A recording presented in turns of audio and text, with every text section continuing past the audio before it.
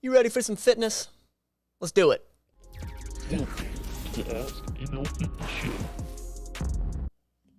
Hey, I'm Matt from Matt Lane Fitness. Appreciate you sliding by. If you're new here, this is the Ask ML Fit Show. Anything you got, drop it in the comments down below. Right now, I'm pulling from Reddit and Instagram and all over the place. Objectively, I want to bring some value. If you got a question, I want to answer it.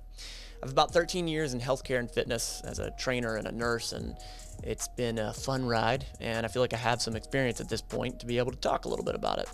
So let's get into the first question here.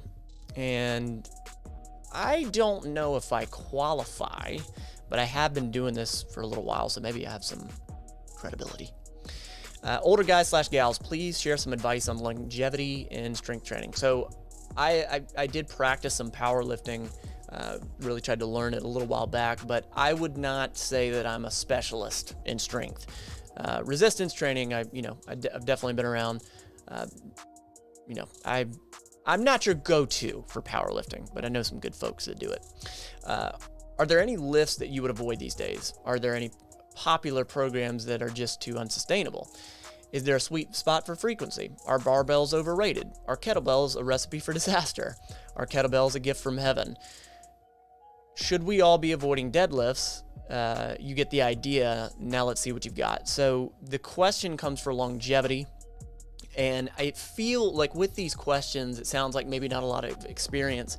So because I can't ask probing questions, I'm going to have to assume this is a beginner that happens to be older that's focusing on longevity.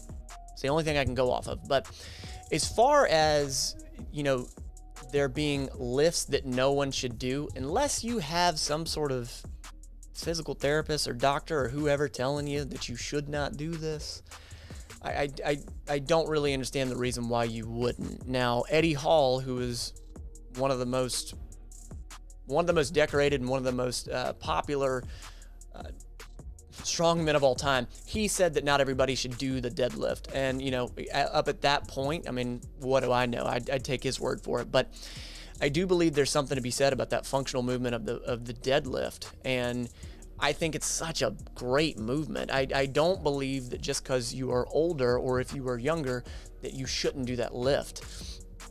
So I got to say, I disagree. If you're throwing on hundreds and hundreds of pounds, that's a different story.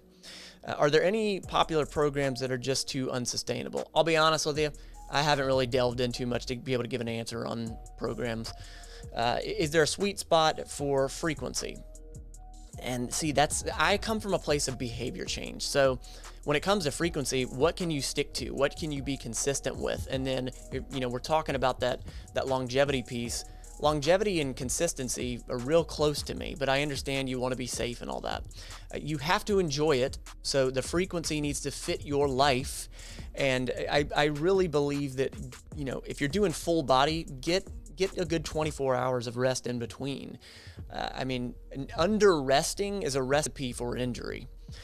Are barbells overrated? Absolutely not. They're fantastic. A lot can be done.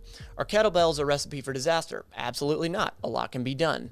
Are kettlebells a gift from heaven? I don't think so. I think that these all are just tools for you, and pick and choose which ones you enjoy. Choose them. Should we be avoiding deadlifts? I already hit that. And in longevity, consistency, focusing on what you enjoy. That's so huge, so huge. And I think a big thing, under recovering. It's super, super common. Next question. I've only lost 7 pounds in 6 months. Well, first of all, good for you for making progress, because it sounds like that's what you want. What am I doing wrong? Maybe you're not. Female, age 35, no medical or health issues. Good clarification. 1,469 calories a day. Settings are in my app. 1.5 pounds to lose a week. And some other measurements. SWC, WGW. I don't know what the heck that is. I know there's room for improvement somewhere, but I read all these lose it success stories for people that have done less than me and are losing more weight. So I want to cut you off here. Whoever you are, happy for you. Don't compare yourself. Don't compare your journey to somebody else. It is a losing strategy. Comparison is the thief of joy, and comparison is never a winning strategy. Don't look at what other people are doing and compare. Look at what other people are doing and understand, maybe learn from, but don't compare. You're creating a victim mentality. I have empathy for you, but you're setting yourself up for failure with that. Since the start of August, I do indoor spin classes 3 to 4 times a week, burning anywhere from 520 to 590 calories. I wonder how you're getting that measurement, because a lot of wrist-worn smart devices are widely inaccurate. I can actually put a study down below if somebody reminds me. In a 45-minute session, I don't really eat the calories. I don't really eat the calories I work off. Good, because it's a losing strategy. No soda, sugary drinks. Good. I do enjoy a Snapple a few times a week. Good for you. Okay. And I even can admit I need more water. Okay. I stay within my calories 90% of the time. All right, you got 90%. Okay. Unless it's a special occasion or I'm treating myself to something specific. I feel like the most time I eat pretty balanced. So there's some uncertainty there. But there are days where my carbs are higher than my protein. I'm talking about 10 to 15% higher. I do not intermittent fast. Okay, we're really covering the gamut here. Although I want to start, I would suggest you don't. Not for right now, at least. I'm a school worker on summer break. So right now I eat breakfast at 10:30 a.m., lunch 1 p.m., dinner 5:30.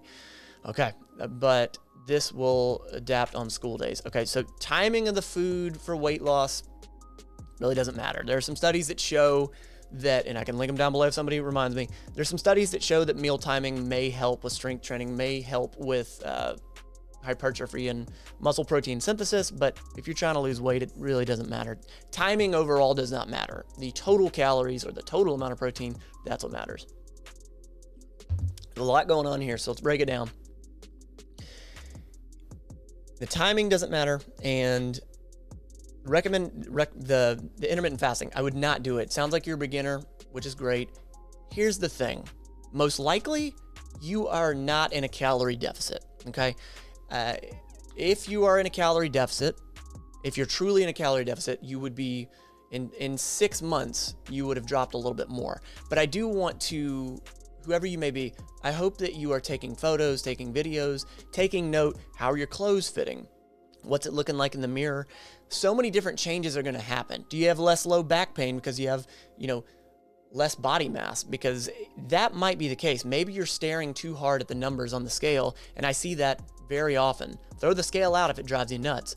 I would be super, super particular with how you're measuring your success, the progress you truly want. The scale, it can be the devil. It's not the end all be all. Really pay attention to those calories, because a lot of people overestimate what they underestimate what they are consuming. And when it comes to workouts, they overestimate the amount of calories burned. So it's somewhere in there. It's somewhere in there. Moving on to the last question. Lost 20 pounds of fat. Now I'm looking to gain muscle. Where do I start? There's a bunch of places you can start. I'm assuming you're a beginner. If you're just losing this 20 pounds of fat, congrats, by the way. I've never really done any strength training. I was a distance runner 15 years ago. I had gotten chubby. Now I've lost 20 pounds and maintained muscle mass. Learned how to eat healthy portions and track my macros. Okay, understood. So ultimately, at the end of the day, for fat loss, weight loss, calories are what matter. And, those macros make up the calories. So some people track macros, some people only do calories. You can do a little of both, but sounds like you have the right approach there. I'd like to gain some muscle, but I don't know how to balance my food intake again, working out, lifting weights. Understood. I don't want to gain fat and yo-yo trying to lose weight, lose it again, and lose fat again. I don't know where to start or even the terms to Google. How do I add muscle in a sustainable manner?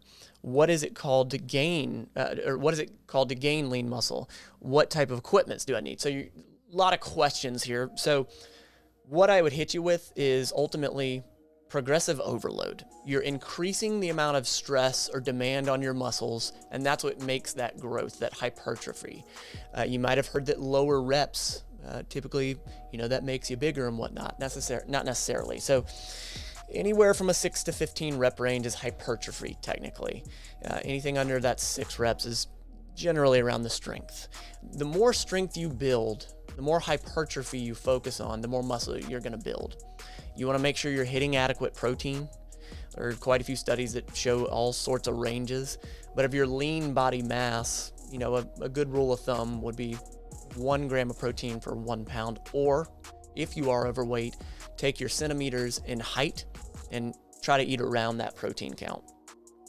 The most important thing is consistency.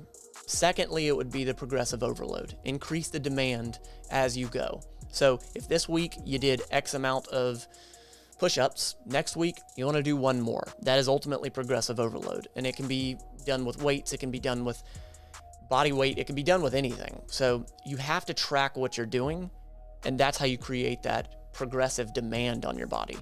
So you don't want to yo-yo. If you're at your caloric maintenance, you should be fine. Okay, you've been doing a calorie deficit, it sounds like. That's how you lose fat. Eat at your calorie maintenance and you'll be fine. If you still have some fat on you, that's actually going to be utilized as energy to build this muscle, so you're going to be fine. Eat at a calorie maintenance, do the progressive overload, focus on what you enjoy doing, and that's the most important thing. If you can get a friend, couldn't hurt too. That's a wrap. That's it, baby. If you are looking for fitness plans, it's based in science and behavior change. It's exactly what I do. Description down below. You'll find it. Thank you to the Mental Fit Mafia and the patrons. I really appreciate you. It means a whole hell of a lot. You don't have to be perfect at this fitness thing. Just be better than yesterday. Every day.